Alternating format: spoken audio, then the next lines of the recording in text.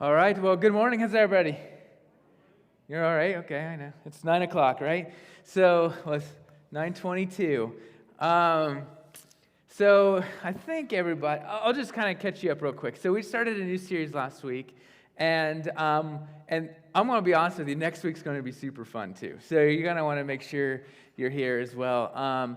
But today, and what we started with last week is on this idea of staycation, living life on mission. And so one of the things that I wanted to make sure that we got and understood is with staycation that you don't have to go somewhere to enjoy life, right? And believe me, don't get me wrong, I like going to the beach as much as anybody, or I like to go to the mountains like anybody else.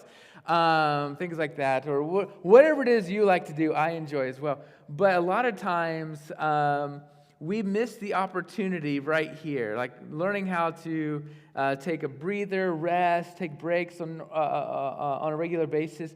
And of course, if you don't have a lot of money, staycations are awesome. So like you can just stay and relax, not have to go to work. And that really what the idea behind that is, we wanted to say is you also don't have to go somewhere else to make a difference. Like, I love mission trips as much as anybody. How many of us have ever taken a mission trip somewhere? You've gone on a mission trip somewhere. Hold your hands up. Let me see who's taking a mission trip. All right, so, wow, this is crazy. This is awesome. So I need to get you guys on a mission trip. So, but mission trips are great. But a lot of times, when you go on that mission trip, it's like you can go out there and you can go make a difference somewhere else. But a lot of times we forget, though, that where we make the most difference and where we can serve the most is right here. Actually, the reason I want to get as many of you on a mission trip is so you can see what God is doing somewhere else, and you can come back and realize, oh, God's doing that here too. And so but you just need to see it, and we need to see it. And so I've been on 1,000 mission trips, both, not literally 1,000, but a lot, okay? So across the seas and right here in our own country, even in our own state, even in our own community. With students, a lot of times I would do mission trips right here in our own community. So we'd have a bunch of teenagers. We would figure out some kind of thing that's going on during that week, and we would stay in our church, and they would have to sleep here. And then, of course, we didn't have showers, not like this building, but when I was in another place, we would go down to the local YMCA, take showers, things like that. So it had that feel of like they were going on a mission trip in our own community. And so it was just, one of the things I loved about it is that they got to see what God was doing in our community that they had no clue about. No clue about. And so they got to meet people. They got to go into neighborhoods they've never gone into before. And so those are the things I love about staycation. And so, and that's really what we're trying to get into. That's what we're really trying to talk about today. And so what I want to do is a few things before I invite Tim and Joy up. But I want to ask you the question. I want you to think through this process. Is what are we doing? And I want you to be selfish right now. What are you doing to actually make a difference in your community right now? What are you doing to make a difference in your family right now? What are you doing to make a difference towards your spouse or your children or your friends right now? What are you doing, right? So let me give you an example. I'll never forget this.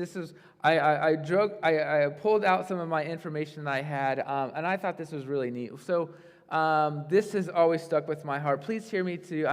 This isn't a pat on my back. I want to go ahead and preface this. It's not a pat on my back. This is what began to define me as a person, and I was so grateful for this comment. So back in 2006, I was graduating college, and I was doing an internship during that time. So to graduate college, I had to do a 6 to 7 month internship somewhere. Like, that was all I did. For 6 to 7 months, I had to do this internship. So I'm working with a youth pastor who's been in youth ministry at this point for about 25 years in Anderson, Indiana. And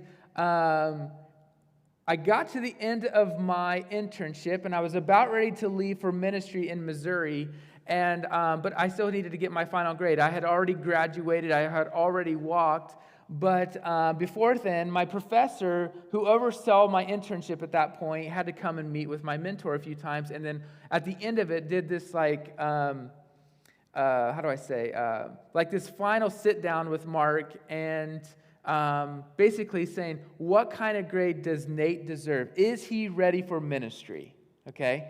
So they had that conversation. So my professor sat me down and went over all of the notes that Mark had given him from this last 6.5 months, 7 months, I can't remember how long it was, internship I did with him. And it just went over so many things to make sure that I think through, process what I did well on, all kinds of things. And then he says this, he's like, Nate, we believe you're ready for ministry. I said, oh, that's great. I'm so, like I was really excited. Like I'm ready too, because I'm tired of college. Like I'm ready to go. And so I get to that point he's like, well, can I tell you why? And more importantly, what Mark said. I said, absolutely. So he said, I'm not going to quote it. I'm just going to tell you kind of how that came about. So there was this, and he's describing this event. So there was an event we did with our students that was right there in our own community at this point. We did some other events outside of the community and took a trip as well that summer. But there was an event we did, and we had a lot of students who were a part of that event that weren't just from our church, that we had other churches involved. And it was this big old, just huge thing. And our church at that point where I was serving at was really big. And so we had paid custodians and those who were taking care of the building, okay? When we got done, the event, you can just imagine when teenagers are done with something, and we had food and games and everything you could think of. It was a disaster, all right? But my job at the end of that was to make sure that students are going home with the parents, to the right parents, and all that kinds of stuff. We wanted to make sure with the safety part. That was my job. Once I got done, he was telling me, this is when Mark knew that I was ready for ministry. I noticed there was one of our custodians was in the bathroom starting to clean up, and that bathroom was disgusting.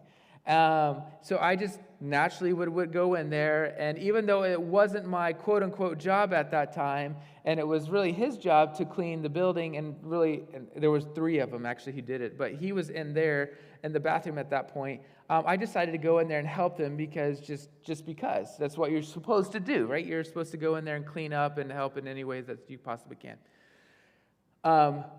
Mark noticed that.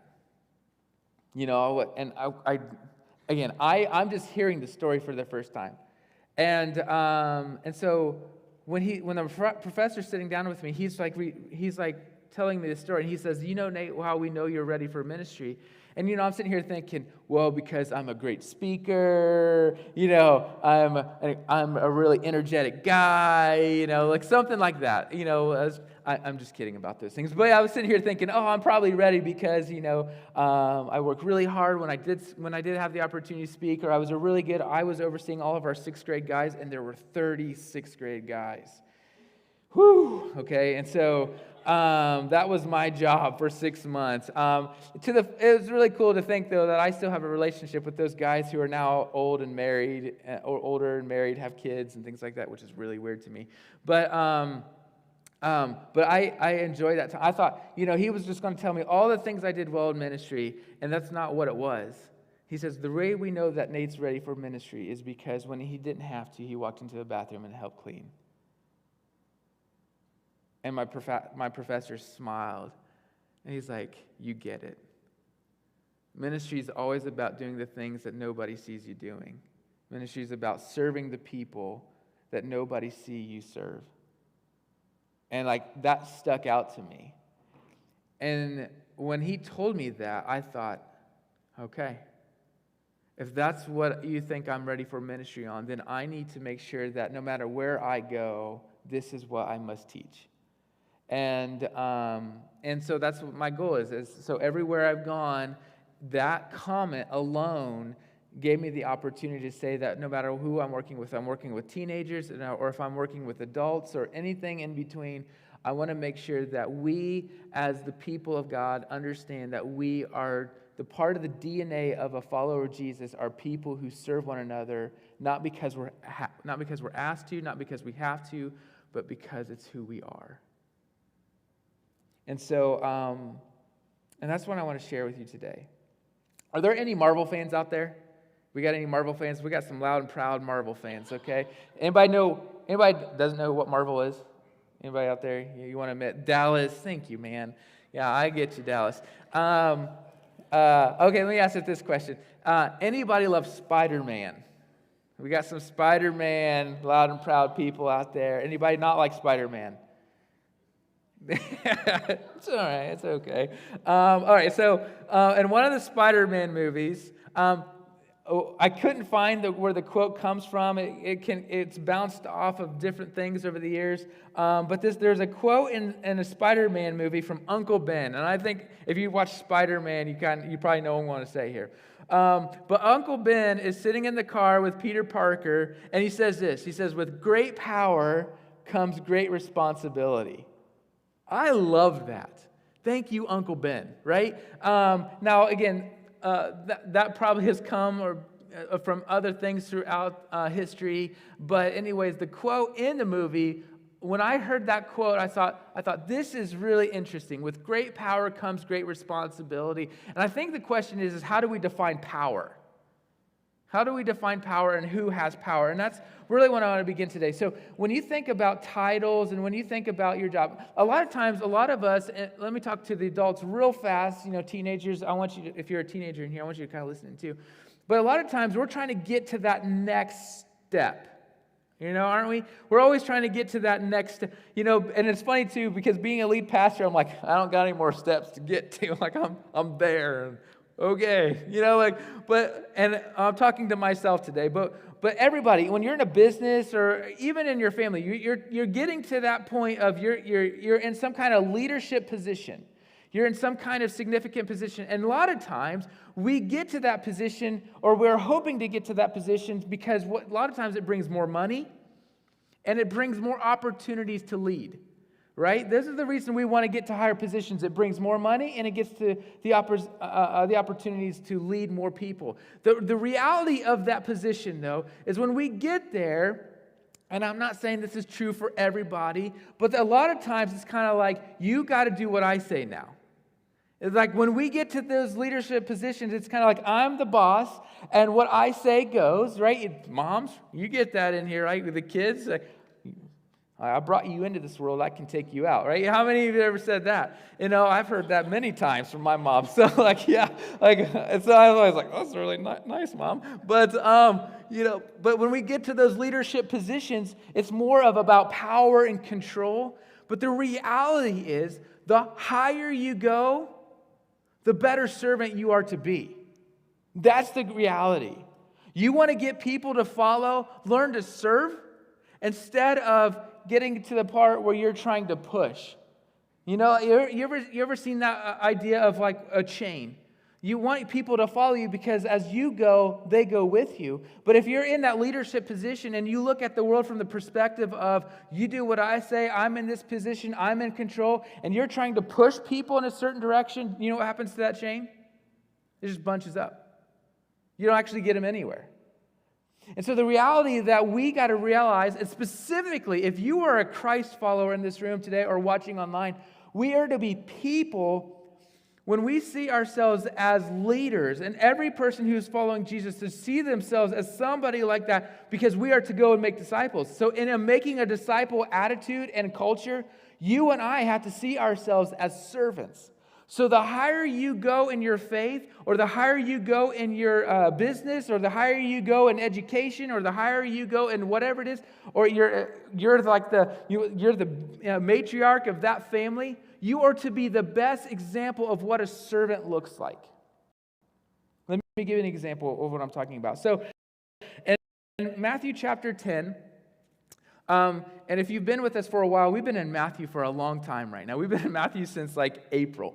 But in Matthew chapter 10, Jesus, I think was happening. They were on their way to Jerusalem, And on their way to Jerusalem, him and his disciples are on their way to Jerusalem, and he stops them because they're looking at Jerusalem for a moment, and he begins to talk to them again that he's about to die, and in 3 days, he's going to rise.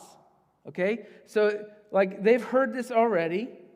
I don't think they quite grasp or understand this yet, that he's going to die, in 3 days he's going to rise.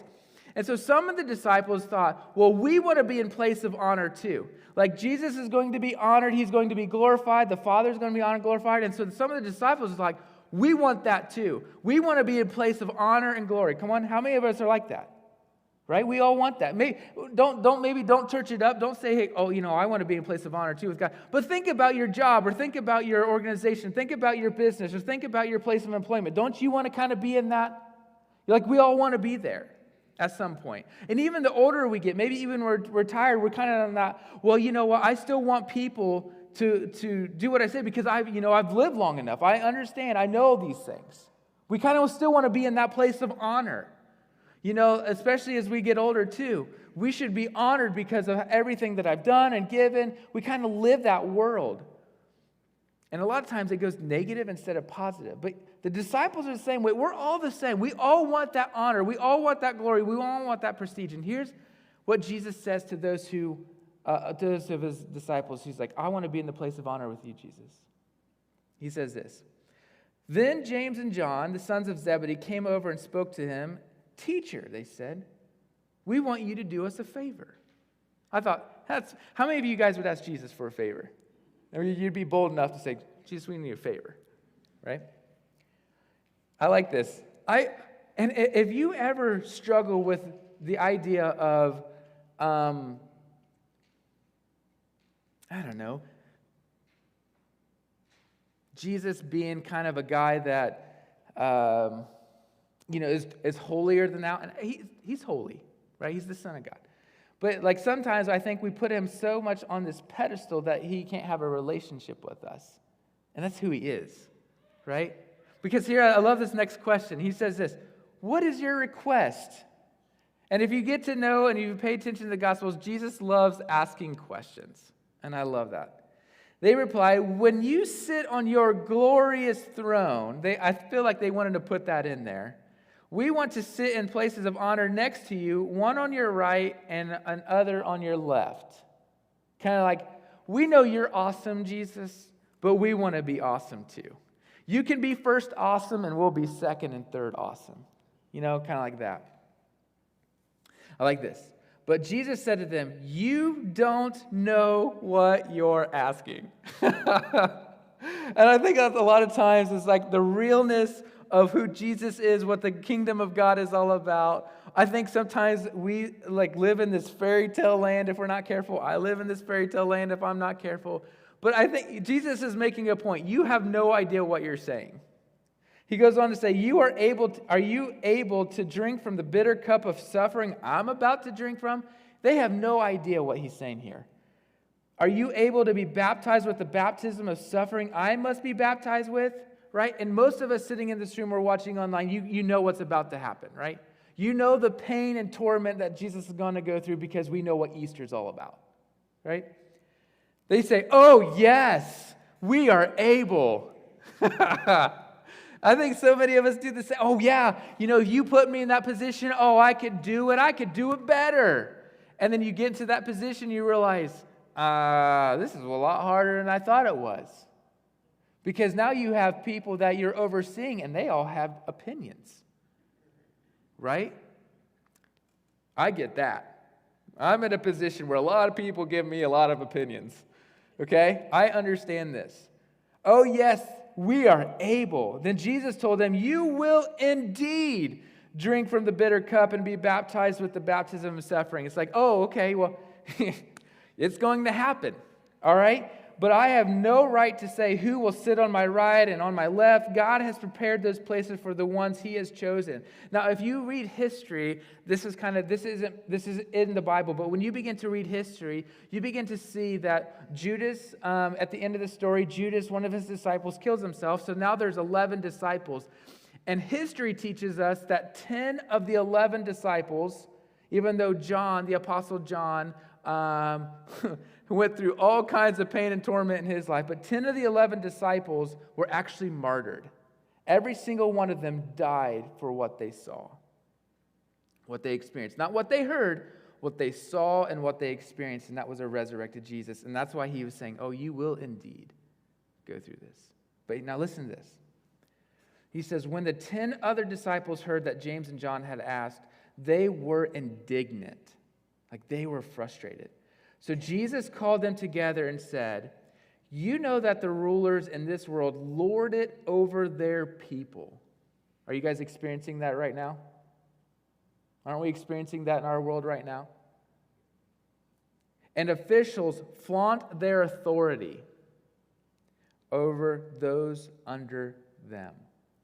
Now, we may be experiencing that in the world of our government, but think about this. Let me talk to you, those of you who are leaders and are bosses and oversee people. Are you doing that? Are you doing this? Or if you're a dad or if you're a mother, yeah, you are to lead your children, but are you one of those like, you know what, you'll do what I say because you're my servant? You know, if you think of life that way. He says, but among you, it will be different. So now he's talking about those who are following him. It will be different. Whoever wants to be a leader among you must be a servant. This is true everywhere. And whoever wants to be first among you must be the slave of everyone else. For even the Son of Man came not to be served, but to serve others and to give his life as a ransom for many. Guys, the reason I wanted to share that with you today and what we're going to talk about here in just a moment is that we have got to be people who see ourselves as servants. And you guys, if you've been here long enough, you know my heart. Like I know, and this is going to be challenging, and I might call some of you out on here, and those who are online, and I get it. And I'm not trying to. There's not a single person I'm picking on. It's in my notes. But if you're an attender when it comes to Christianity, you aren't getting Christianity. You with me? Head shakes. Head shakes.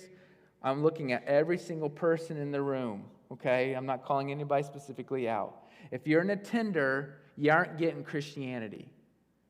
We are to be people who have a DNA of following Jesus to do what Jesus did for others. Guys, you want to know the reason that Christianity is struggling so much in our culture? Is because people aren't committed to Jesus. They're committed to the idea of liking Jesus. We're committed to the idea of saying, well, just in case if I die, I want to go there. No. You're not getting this. Christianity, following Jesus, isn't a spectator sport, right? I say this all the time. It's not a spectator sport. It's something that we are actively involved in. That means when we're a part of the church, we're doing something about this, and we're going to get into that in the next 3 weeks. And there's going to be so many opportunities, but every single person who calls Avenue Church home, and specifically, if you're a follower of Jesus and you call Avenue Church home, you should be serving in some aspect of the church. Some way, shape, or form. And if you're not doing that, listen, you ain't getting Christianity. Okay? And I have served in so many churches, and I just don't understand how so many people and so many churches in our culture that they can somehow justify, I love Jesus, come sit in a service and think that's all there is to Christianity. I don't get it. That doesn't make sense to me. Because when you signed up to say, I want Jesus, you signed up to say, I'm in it to win it, and I'm helping as many people I know to experience the love of God and to show the love of God to the world. That's what we are to be about. I got a little preachy there. But I'm only saying that, though, is if you were sitting in my house, sitting in my dinner table, sitting at our, next to the pool while the kids are swimming, and, we're sitting here having a conversation under my broken tent thing, we'd be having the same conversation because that's who I am. I'm in love with Jesus. I'm in love with the gospel. I'm in love with what it's about. And I am desperately passionate about getting Jesus followers to follow Jesus, because that's what we're called to be. And then through that, hopefully getting people who don't know Jesus to do the same. That's what we're all about. So today, I want to invite Tim and Joy to come up. So will you guys give them a round of applause for representing Avenue? All right, Tim and Joy, they are missionaries to Botswana, correct? Yep. So I don't want to speak for you, all right? Okay. This is your time. So I want to ask you questions. We did this last week with John and Gwen, and if you weren't here last week, we had a really good conversation with them as well. So let me ask you the simple question first.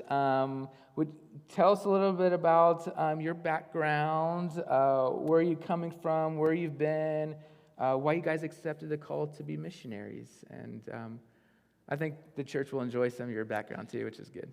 Okay.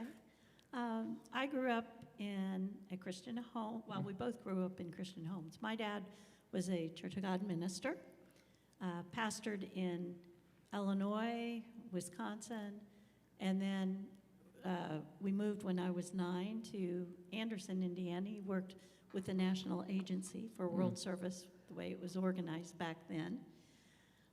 So I grew up in Anderson. Tim grew up a little bit north of there, not far away, in Sheridan area. West. Kind of, west.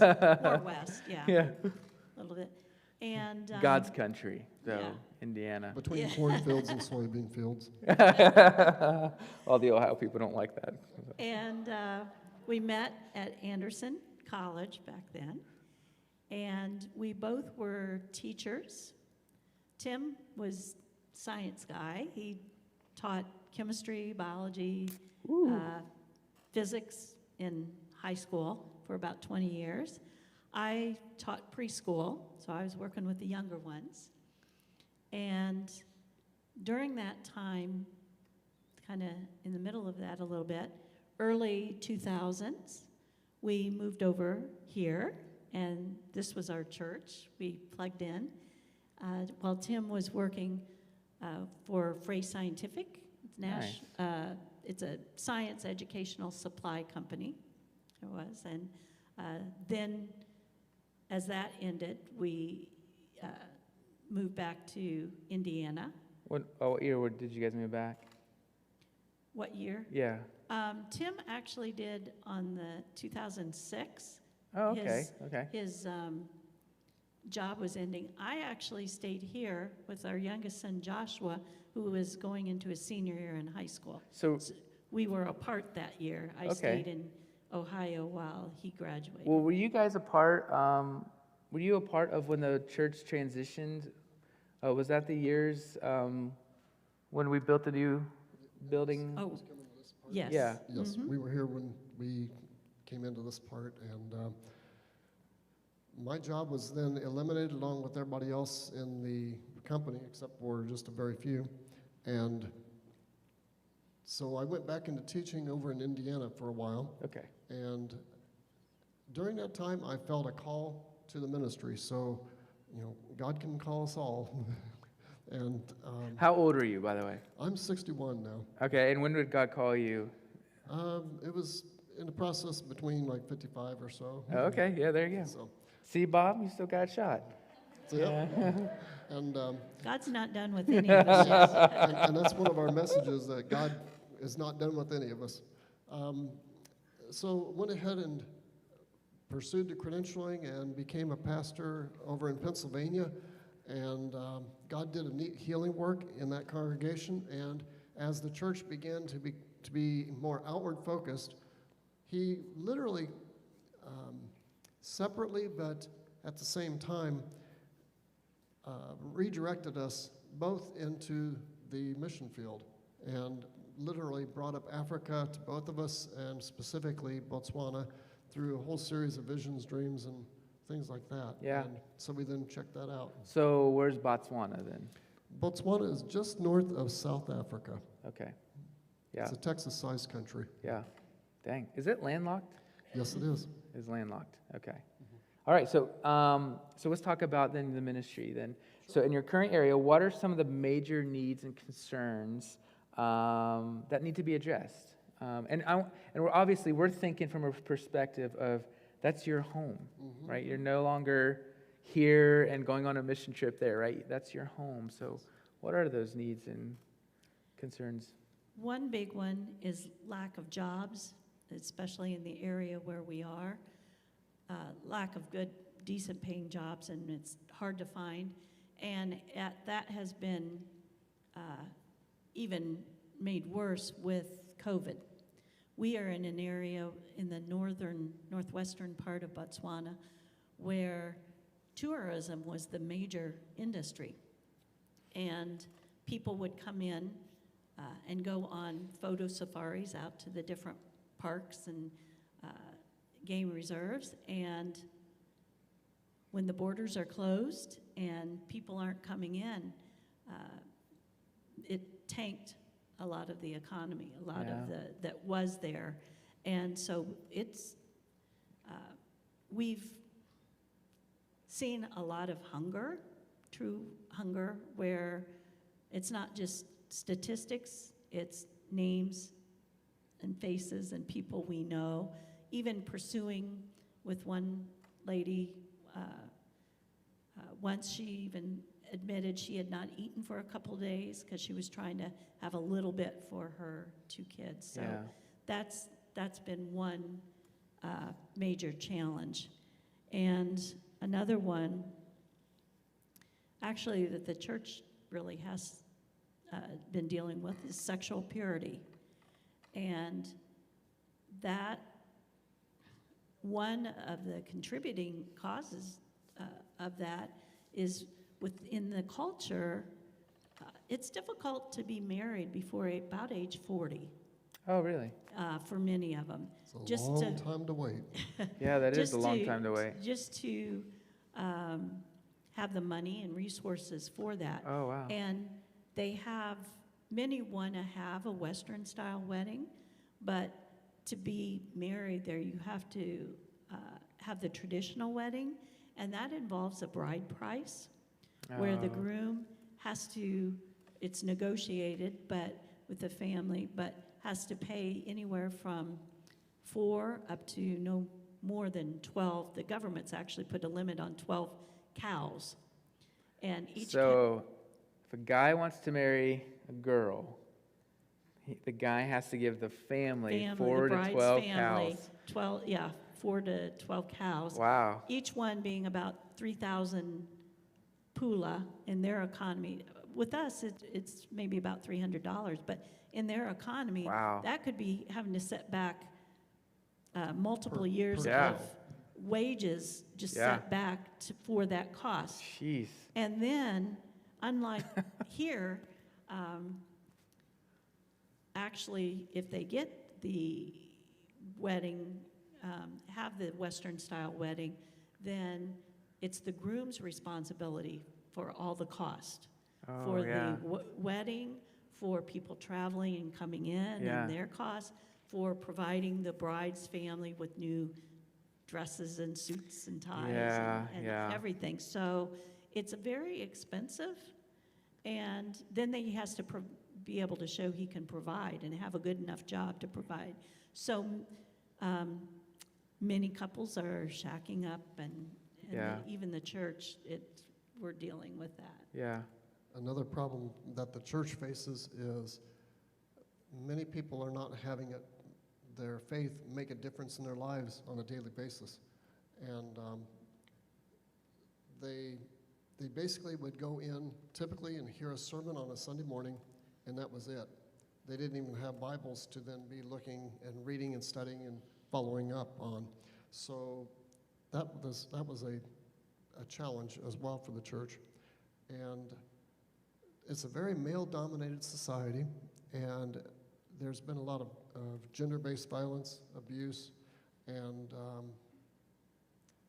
a lot of teen pregnancies and different things like that. So many of the same social problems we have here are over there, but sometimes they may be occasionally probably magnified just by the whole situation. this is a side more. I want to follow up on these. Like, Sure. do you guys have some kind of? Are you working on some kind of plans to help with some of these areas, or do you have to partner with the local government? Are you partnering with other churches, other church leaders, I should say, or how are you trying to really tackle these issues? The first thing that we were asked to do over there was to put on a marriage and interpersonal relationship seminar that they've been wanting one for 10 years but didn't have any clue about where to start. So we proceeded to then offer that, and we talked about everything, including the abuse, and really emphasized also within that the servant leadership aspect. When we did the seminar, I washed Joy's feet first, and then she washed mine afterwards. But it was to help drive the point home that simple act. That yes, Jesus is our example, and Yeah. that by following him and serving, it helps put in perspective how we're to relate with each other. Yeah, that's really good though. We're also working on with the church leaders to develop hoping to get a men's ministry going to help them to understand really what it means to be a man in Botswana, Yeah, and give them some tools to work with, as well as to just help them to understand that they're not alone, to help do a lot of mentoring. yeah, And then some of the different churches are getting together to strategize how do we help address some of these different problems. And one thing that's happening is the teens who are the youth who are ages 18 to 36, 18 to 35, I should say. that's youth. That's the government's definition of the youth. Yep. Are actually I've heard the that in ones- other places of the world Yeah. too, something So like they're that. going into the schools to talk to the kids and help encourage them on how they've been able to survive and basically continue on. So, Yeah, and then the adults and the churches are then working in support of them as they're Yeah. doing that. that's encouraging. There's not been a lot of training or teaching other than just Sunday mornings, and many, again, did not have Bibles themselves. We worked specifically on developing a discipleship training Mm-hmm. program, kind of 28 steps, worked with about 10% of the church in small groups, working with getting them, walking through it, training them, with the understanding that as they completed the training, they would then be walking through with somebody else and work on discipleship multiplication. Yeah, So that has happened really to set a good, solid biblical foundation, yeah, to get understanding of some of the scriptures and stuff. When they completed it, yeah, they got a certificate of completion, had a commissioning service for them. They also received a Bible that a Kentucky CWC women's group had sent money for Bibles, so they each received their own Bible, and then were commissioned then to go out and continue in the discipleship process. wow. And we've been able to then turn that over to a couple of ladies in a couple of the different churches that we work with. So they are continuing on and checking with who So the it's like people they're are discipling. Right, Yeah. so that will continue on. How big are these groups then, of people that are in these groups? When we did it, we were doing really about 10 sometimes, and one group was a group actually of some ladies that were desiring, young ladies that were wanting to be mentored and Yeah. to be growing spiritually, and I started bringing them into our house for a Bible study, and there were about 5, or really regular ones, about 5 of them, 5 or 6. Yeah, And we've been fortunate to see a lot of growth in these ladies yeah, and see how they are becoming leaders now. that's really good. And can I ask a question about the men? Like, Sure. how was since you've been there for 3 years, Yes. how have you seen growth in the men in the church and in the community? Mhm. there's a, again, when you're walking along through the town and you see like a man, a woman, and maybe a child, that really stands out when they actually see a man in the family. Oh, wow. And so it's that predominant. As far as there's been a certain amount of interest in getting a men's group started, there's been some challenges to get them who's going to lead it and that type of thing. Sure. But we really are working to get them to just step forward and then, again, walking alongside. And we've got a really good bishop or leader and the overseer of the church and some good pastors. Some of the different young guys are feeling a call to the ministry, and we're investigating those calls with them. Yeah. And even there's a lot of encouragement, just again, as you said earlier, taking them where they are. God doesn't expect us to be the finished product of a sculpture when we're all in progress. That's right. So it's a lot of, sometimes, we all have areas that, that we struggle with, and it's that there's grace for us as we go. And to try to get them to understand grace is quite a task, but they respond to it just like around here would. Yeah, that's encouraging. And last question then, Sure. and then if there's anything else too, because we have some time afterwards, after the 11 o'clock service.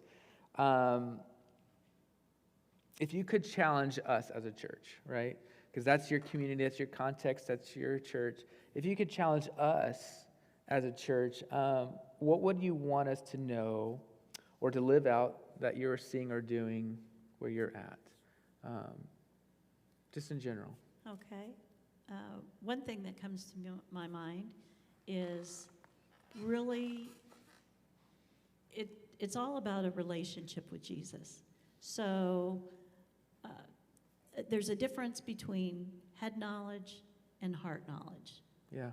And kind of how we've explained it. And you can know maybe some scriptures about fear and stuff, but if you're experiencing it and finding yourself very fearful in life, you may know about them, but until you live it out and the Word of God really becomes alive to you and in your heart, you don't really know the scriptures. And so knowing Christ and knowing His Word, what He's spoken, and really letting it become a part of your life, I would say is one thing that we see as very important. Right, that's good. Something that we really have come to love is to hear God's voice and recognize it, and that's going along with John chapter 10. And then gradually, as you learn and experience it, then it's a matter of building confidence that you're understanding correctly. Of course, Scripture's there to keep as a safety net on that whole process. But it's been exciting myself to see how God can take you as you are. And, I remember, as a lay person or whatever like that, just a member of the church, feeling kind of uncomfortable about, well, how do I go ahead and invite people to church or other things like that? Or what do I share as my testimony and things along those lines? But I found that God's been very faithful, that He'll give you what you need to share. And it's just a matter of listening, and then He'll prompt you to be able to recognize and then be able to share. And we're all missionaries, just as we've talked about, in whatever field you were. When I was teaching and when Joy was teaching, we were missionaries in the schools and in daycares and things like that. And it's exciting that God will take care of the details if you just step out in faith. It's important to hear, then you act, but He will take care of you. I joke about the old Nestea plunge type of things, when Nestea adds, people fall backwards into a pool. And, God's good at challenging us to get over our complacency. Yeah. And it's like sitting on a limb and sawing off the limb from the tree and expecting the tree to fall, but the limb to stay up. but he's always done it. Every time we've ever stepped forward like that in faith, he's always responded and That's honored good. that. And I enjoy that because, I mean, that's a different way. Like last week, John said, yes, Lord, now what's the question? You know, and I thought, man, that's so good. But it's the same principle that we've heard now for 2 weeks. And it's just this idea, take that step of faith, and God will take care of the rest. And it's like Keith Green used to have a song like that. You know, he'll take care of the rest. Yeah. He's going to do it. Whatever. Maybe one. I don't know that one.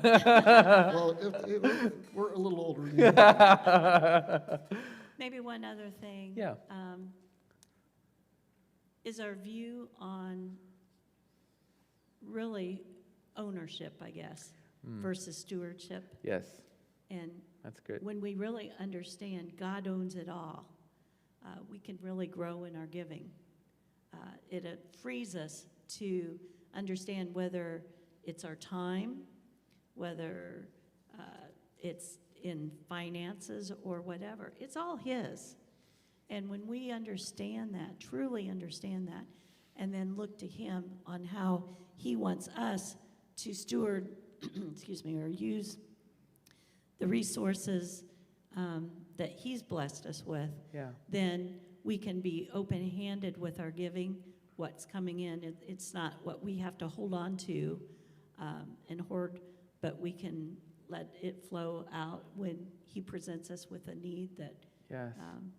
whether it's a listening ear, spending time with somebody, helping out, and doing something in the church and serving in some capacity, whether it's realizing and giving back with our resources. So. Yeah, absolutely. It's literally being Jesus' hands and feet. Whatever He says, whatever he asks, do it. Yeah. And again, every time He'll honor that because it brings Him glory. But He gets all the glory. That's the big thing too. Yeah. And I hope that somehow has helped us in some way today, because the reality is that when we think through faith and when we think through walking with Christ, and we're kind of landing the plane now, so is that we're really all in this together. I think a lot of times that we are always wanting what's the next wow thing, or the next, and how do we keep people motivated? And I'm thinking the gospel, right? You want to stay motivated, figure out how to share the gospel with somebody. You know, you want to stay motivated, find a way to serve somebody you don't like. Doing the exact thing that Jesus has called us to do is quite exciting. I've always said that if Christianity is boring, then you don't know Jesus. You know, like if it gets to that part of the boringness, then we're not understanding how to live life the way that Christ has called us to live. And so I appreciate you guys. Thanks for sharing. Thank you. Thank you. Yeah, will you give them a round of applause again? Thank you for your patience. And let me go ahead and end it with this. It's just simple, as we said it last week, is that believers live missionally in their communities to recognize and respond to the needs that are all around them, right? This has to be us. Again, we want to do everything with excellence as much as we can on a Sunday morning, but you're going to hear it from me say this: Sunday morning is not my priority. What we do during the rest of the week is my priority. This is a part of it, and by goodness, I do want to do this well, okay? But I don't want to create a show. I want to create a community. I want to create a church that loves Jesus. I want to create a church that we're inviting people who don't know Jesus to be a part of this because we believe in something better than what the world has to offer. And it's not even just close better. I mean, it's beyond better. It's life-changing better. This is what we have to be. And when we see needs in our community, we're saying, how can we take care of that? When we see needs in our homes that represent our churches even, how can we help them? How can we walk with them? And when we see needs in our congregation right here, how can we accomplish that? Who give generously, love unconditionally, and serve enthusiastically. This is not Nate Holtz's church. This is our church. This is not my wife's church. This is our church. We are the body of Christ. And the best that we can do is the best that we can do because God is going to lead it and we're just a part of it. And so that's why we want to serve. That's why we want to be involved, and that's why we want to be committed. It cannot be a spectator sport. I'm going to say it again. It cannot be a spectator sport. The way that you get to know the community, the way that you get to know one another, and the way that you get to make a difference in this world is by you and me locking arms, serving hand in hand because we believe in the gospel. We believe in the resurrection, and we believe that our community deserves and needs to at least have a church. I'm not saying we're the only church, but a church that's making a difference. There are other churches doing the same thing, and we're grateful for that. But we want to be a part of what God is doing as well. We want to be the hands and feet of Christ. And so thank you for sharing that, and I'm so grateful for what you're doing in Botswana. So here's your homework, and then we'll get you out of here. Number one, do we as Christians focus more on what's in it for me, or God, what can I do? And why? Why would you choose either? I want you to talk about that today. If you're new with us, we give homework every week. We want you to do this. So I want you to talk about this question with your spouse or with somebody you know. What is that? What's your focus? Is what's in it for me? What do I get out of this? Or God, what can I do? I go back to that. It's just, yes, Lord. Now, what's the question? What do you want me to do? What are some ways you could be more focused on the value of serving the way that Jesus came to serve? And if you're like, well, how did Jesus come to serve? You got to dive into the Gospels. So how did Jesus serve his people? And then lastly, the same challenge I challenged with you guys last week, I want to challenge with you again this week. Serve someone this week in a way that will truly help them, that they would consider it to be a blessing or a load off of them.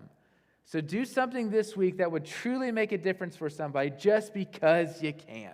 And to that person, they're going to be like, thank you so much, because maybe they were running out of time.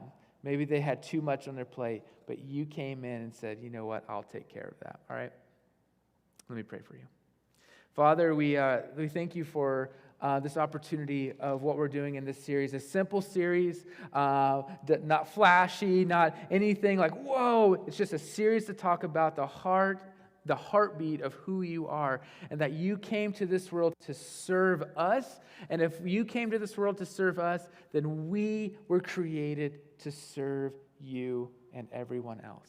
So, Father, I pray today that you would help us walk out of this place thinking, you know what, let's reevaluate our faith. Let's reevaluate what we're doing in the church. Let's reevaluate how we see Christianity. Let's reevaluate how we see Jesus so that we can be a part of the church. God, we love you. We thank you for everything that you're doing in the life of this church and in the next few weeks to come. In Jesus' name, amen and amen.